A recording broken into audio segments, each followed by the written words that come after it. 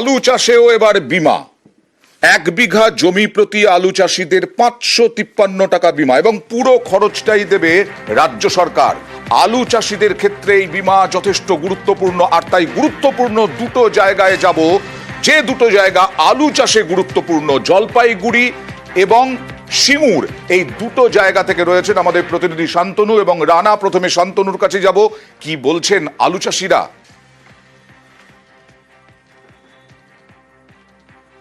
দেখো, এর আগে যেটা লক্ষ্য করা গেছে, বিশেষ করে কৃষি দপ্তরের রিপোর্ট, যে শস্য বিমার ক্ষেত্রে কিন্তু আলু চাষিদের মধ্যে সেই অর্থে আগ্রহ লক্ষ্য করা যেত না। তার কারণ হচ্ছে বিমার যে খরচ, 553 টাকা করে তাদেরকে খরচ করতে হতো বিঘা প্রতি আলু চাষের জন্য এই বিমা করতে গিয়ে।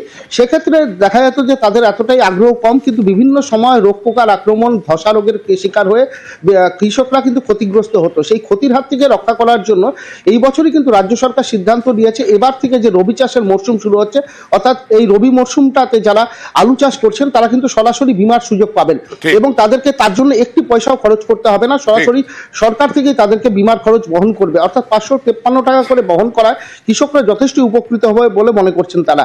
এবং এর ফলে কিন্তু জলপাইগুড়িতে নথিভুক্ত কৃষকের সংখ্যাও কিন্তু বাড়বে।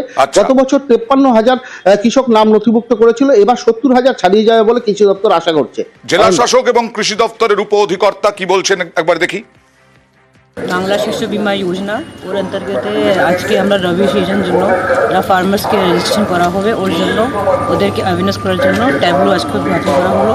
এটা আমাদের প্রত্যেক ব্লককে এটা ঘুরবে, রুট প্ল্যান করা আছে, যেখানে যেখানে যেরকম ফার্মার্সের যে বেশি আছে। এই যোজনা অন্তর্গত উইদাউট এনি প্রিমিয়াম, মানে জিরো অ্যামাউন্ট দিতে হবে চাষিদেরকে।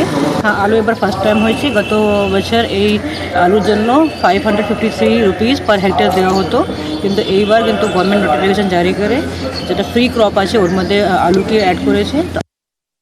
রবি মরশুমে যে সমস্ত ফসলগুলো আছে তার বাংলা শস্য বীমা যোজনা করার জন্য এটা শুরু হয়ে গেছে, কিন্তু আজকে আমরা একটা ট্যাবলো উদ্বোধন করলাম। এটা অনারেবল ডিএম ম্যাম এটা উদ্বোধন করলেন।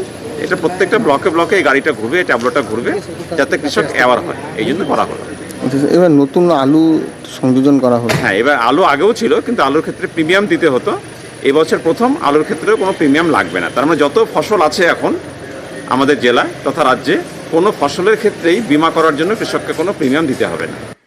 অর্থাৎ বাংলা শস্য বিমায় সম্পূর্ণ বিনা খরচে বাংলা শস্য বিমা, প্রিমিয়ামে পুরো খরচ দিচ্ছে রাজ্য সরকার। সরাসরি চলে যাব আর এক গুরুত্বপূর্ণ জায়গা যেখানে অনেক বেশি আলু উৎপন্ন হয়। রানা রয়েছেন আমার সঙ্গে, আরেক প্রতিনিধি। রানা, কতটা সুরাহা হবে কৃষকদের?